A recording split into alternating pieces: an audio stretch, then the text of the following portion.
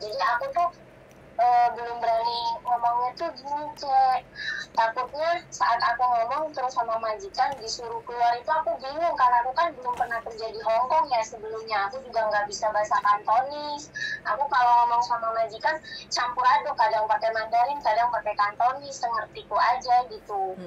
Jadi tuh solusinya gimana ya, Cek? Kalau misalkan aku bilang notis terus majikan nggak terima, misalkan kan ada temen yang bilang sampai nggak dikasih gaji atau nggak dibeliin tiket, itu udah gimana ya, Cek? Dicoba dulu ngomong sama majikan, diberanikan diri kayak gitu ya. Bilang aja, xin san datai mo isi ya, om cola oyu fan yan ne. Hah, Messi ya. Majikan pasti bilang kayak gitu kan. Oke, yau ya. Oh mama, yau tim sifu. Kan jule oke zai loi le mo yan chiều cô ô lô công而家係日本做嘢，咁我老公叫我婚印嚟照顧我媽媽同埋小朋友。唔好意思啊，太太，我要婚印嚟，bilang gitu.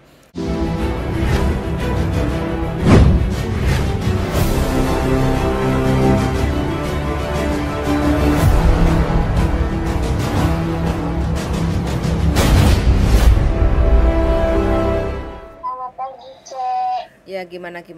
Bagaimana kabarnya hari ini? Semangat apa meletre? Keduanya, ada semangatnya, ada meletrenya. Ada semangatnya, ada meletrenya.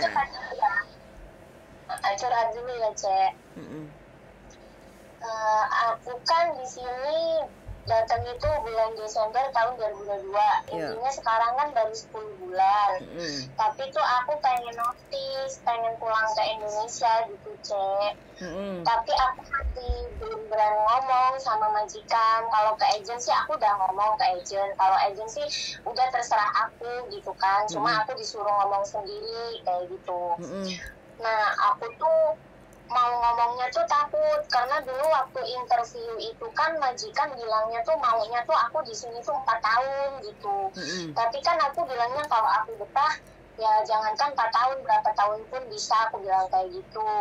Nggak mengiyakan, cuman aku bilang kalau aku betah gitu, Cek. Tapi keadaannya kan nggak taunya setelah aku di sini gitu kan, ibu aku di rumah tuh sakit-sakitan gitu, Cek. Dia kan ginjalnya nggak baik gitu lah, intinya tuh ada masalah sama ginjalnya gitu. Jadi dia tuh nggak bisa capek gitu kan. Sedangkan anak aku itu kan baru umur 2 tahun waktu aku tinggalin itu kan. Jadi masih lincah-lincahnya lah, masih aktif-aktifnya gitu. Jadi kan ibu aku kewalahan gitu, dia capek gitu katanya ngurusinnya. Jadi sekarang ibu maunya tuh aku disuruh pulang gitu. Suami aku juga kan ada di Jepang ya, udah berangkat ke Jepang gitu. Jadi dia bilang udah aku yang kerja, kamu pulang aja ngurusin mama sama anak, katanya gitu kan. Jadi aku tuh belum berani ngomongnya tuh gini, Cek. Takutnya saat aku ngomong terus sama majikan disuruh keluar itu aku bingung, karena aku kan belum pernah kerja di Hong Kong ya sebelumnya. Aku juga nggak bisa bahasa Kantonis. Aku kalau ngomong sama majikan campur aduk, kadang pakai Mandarin, kadang pakai Kantonis, sengertiku aja gitu. Jadi tuh solusinya gimana ya, Cek? Kalau misalkan aku bilang notis terus majikan nggak terima, misalkan kan ada temen yang bilang sampai nggak dikasih gaji atau nggak dibeliin tiket, itu udah gimana ya, Cek? Jangan terlalu berlebihan. Dicoba dulu ngomong sama majikan, diberanikan diri kayak gitu ya. Bilang aja, xin san datai mo isi ya, om cola oyu fan yan ne. Hah, Messi ya. Majikan pasti bilang kayak gitu kan. Oke, yau ya. Oh mama, yau tim sifu. Kan jule oke zai loi le mo yan chiều cô我老公而家係日本做嘢，咁我老公叫我婚印嚟照顧我媽媽同埋小朋友。唔好意思啊，太太，我要婚印嚟，bilang gitu. Yang tenang, ngomongnya yang jelas, jangan takut duluan, dicoba ya. Jadi majikan nggak berhak untuk menolak surat notis sampean kayak gitu loh. Ya, karena pemutusan kontrak kerja itu boleh dilakukan oleh kedua belah pihak. Kalau kita merasa tidak bisa melanjutkan kontrak, kita boleh mengajukan surat notis ke majikan pengunduran diri. Begitu juga dengan majikan, kalau merasa nggak cocok atau nggak nyaman dengan cece-nya bekerja di rumahnya, majikan juga berhak untuk memberikan surat notis, surat pemberitahuan untuk berhenti kontrak sebelum finish 2 tahun kayak gitu. Dan majikan tetap berhak untuk memberikan sampean gaji selama sampean bekerja. Majikan wajib untuk membelikan tiket satu jalan dari Hong Kong ke Indonesia kayak gitu Mbak. Jadi kalau seandainya temannya sampean bilang nanti dipersulit lah, terus habis itu majikan nggak akan ngasih tiket lah, jangan percaya hal itu. Karena apa? Di Hong Kong ada undang-undangnya, ada labor kayak gitu loh ya. Yang penting sampean ngomongnya jelas, sampean jangan takut, sampean jangan nangis, sampean jangan kamis rontolan kalau ngomong. Yang jelas kayak gitu loh ya. Iya, Cek. Soalnya aku udah parno duluan ya, Cek. Udah di apa ya, banyak yang bilang kayak gitu kan teman-temanku itu kan di sini. Jadi itu aku udah parno duluan, aku udah takut duluan gitu. Aku mikirnya sebenarnya kalau ibaratnya ibu aku sehat gitu ya di rumah, dia masih mampu jagain anak aku mah aku mau aja, Cek, masih mau kerja gitu kan. Tapi kan kayak suami aku sendiri udah bilang, aku aja udah cari duit, udahlah sekarang kamu pulang aja nggak apa-apa gitu, jagain mama sama anak aja udah. Cuma ya itu tadi, aku takutnya tuh majikan marah kan, karena dulu waktu interview mintanya aku tuh di sini 4 tahun gitu, Cek. Marah jadi ya. aku takut gitu. Marah ya didengerin, bilang aja tuh gitu loh, mau isi datai tuh wes. Orang marah itu kan udah jadi kebiasaan. Kalau kita salah, apalagi kita ngapusi atau apalagi kita berbohong, otomatis kan majikan kecewa toh. Kalau kecewa otomatis dimarah-marah kan, ya otomatis wajar saja toh.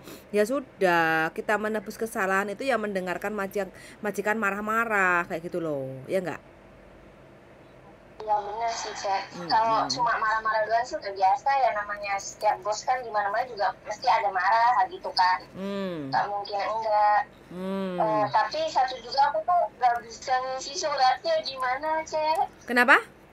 Bisa dihapus itu, ngisi surat notisnya itu kan aku belum ngerti nanti cara ngirim ke imigrasinya gimana, soalnya kan aku bisa keluar cuma hari Minggu gitu, Cek. Di fax, bisa di fax. Oh, lewat email gitu apa gimana, Cek? Fax, sampean datang aja ke tempat tukang fotokopi. Kalau sampean libur, biasanya kan ada di Kos BB. Kos BB itu sebelahnya Regal itu ada tempat tukang fotokopi ya. Nah, itu sampean bilang aja mau fax ke nomor ini kayak gitu.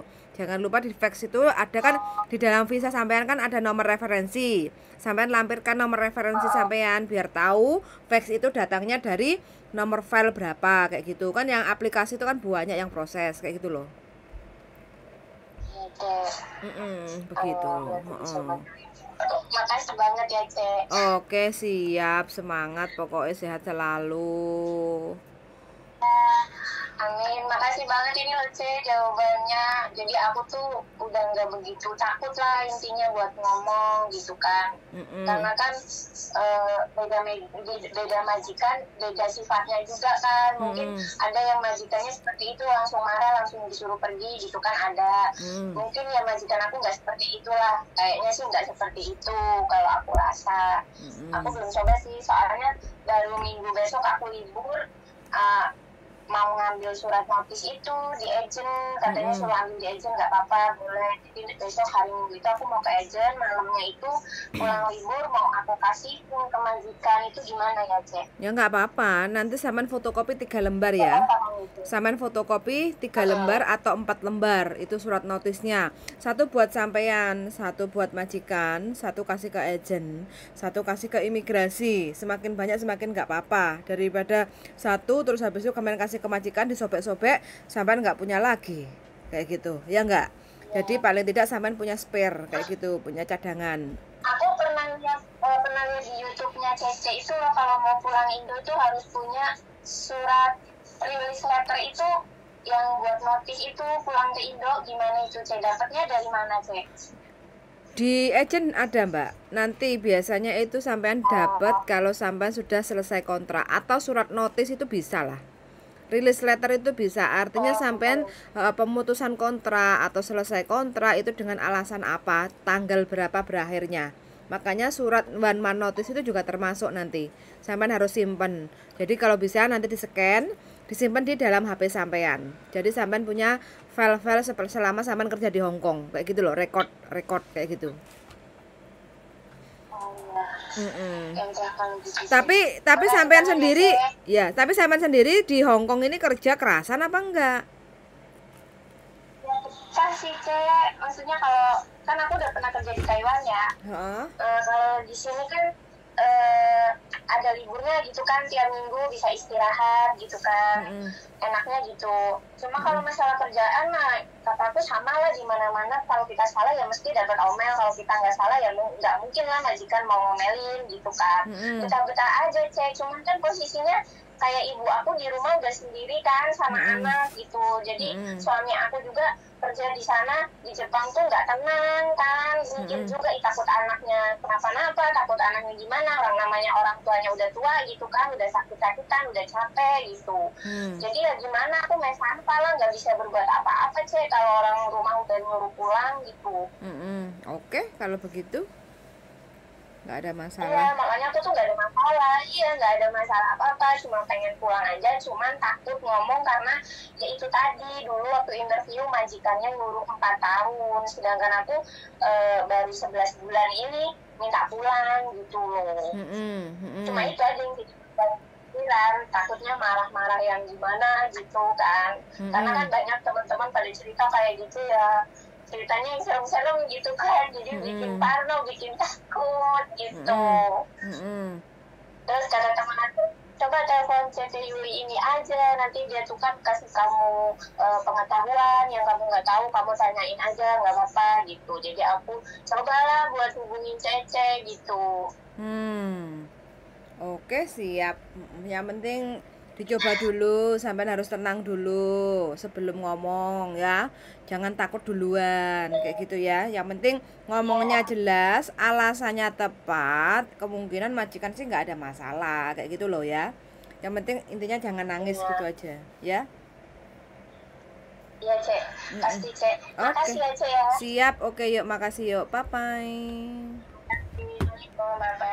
Waalaikumsalam warahmatullahi wabarakatuh. Oke teman-teman ya, ex Taiwan kurang tahu ex Taiwan berapa tahun di sono, terus di Hong Kong baru 10 bulan, dan suaminya sudah kerja di Jepang. Jadi suaminya nyuruh mbaknya ini pulang untuk ngerawat ibunya, terus ngerawat anaknya, kayak gitu ya. Nggak apa-apa, namanya juga punya suami, kayak gitu ya. Wes nggak apa-apa lah, mudah-mudahan aja mbaknya diberi kemudahan, kelancaran untuk ngomong ke majikan, dan majikannya bisa legowo. Kecewa pasti kayak gitu ya, karena kan namanya kita kontrak 2 tahun, tapi pada kenyataannya kita nggak bisa menyelesaikan kontrak 2 tahun itu, artinya majikan pastilah kecewa ya. Kecewa nggak kecewa, mau nggak mau majikan ya harus nerima, karena pemutusan kontrak kerja itu boleh dilakukan oleh kedua belah pihak. Jadi boleh dari majikan atau boleh dari tenaga kerja kayak PRTA kayak gitu ya. Jadi kedua belah pihak pun juga boleh atau memutuskan kontrak walau belum finish kontrak 2 tahun. Wes ngono ayo teman-teman, semangat selalu dan see you in the next video. Bye bye.